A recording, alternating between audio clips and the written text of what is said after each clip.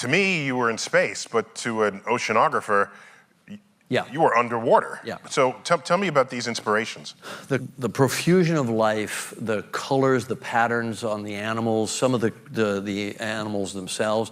Like there's a lot of people think of it as a plant, but it's actually meant to be an animal. This thing that looks like a Christmas tree worm, except 2 orders of magnitude, 5 orders of magnitude bigger. You touch it and it goes down like that. That's actually based on a real polychaete, that lives in the reefs.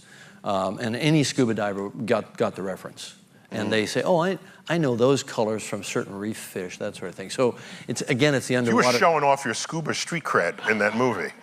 I think I was just, I was such a fan of the imagination of nature.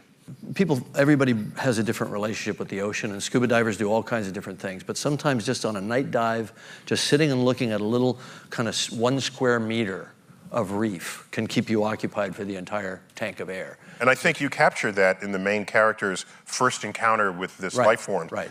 He's in his own exploratory mode. Exactly. And he's just curious. He's a curious monkey. He's got to touch everything, and it all lights up. So it's kind of an interactive world. And that's all just from if you're on a night dive and there's a lot of bioluminescent algae, you just move your hand like that, and it all sparkles behind it. It's pretty amazing. So I just took that and ran with that idea.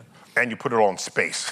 Yeah, exactly. So when I think of how might we imagine an alien, let's start on Earth. Right. And look at all of the extinct life forms or the undersea life forms that are so unfamiliar. It's all here. The aliens are all here. They're either back in time, or they're deep, or they're shallow on a coral reef, and they're just a different scale.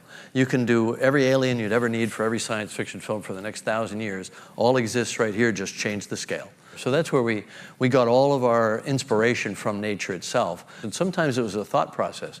Okay, on Earth, we're all on a tetrapod platform, essentially. Everything is pretty much four-limbed. Even birds are just, an adaptation of a four-limb In fact, that's platform. how you know you have a legitimate dragon, because it has to forfeit the front limbs to be the wings. Right, exactly. And so you have to know that that's a constriction that nature has placed on us. Right, because nature will take your pinky finger and turn it into a 20-foot wingspan on a pteranodon. Yeah. But it doesn't just make it up out of whole cloth. Right.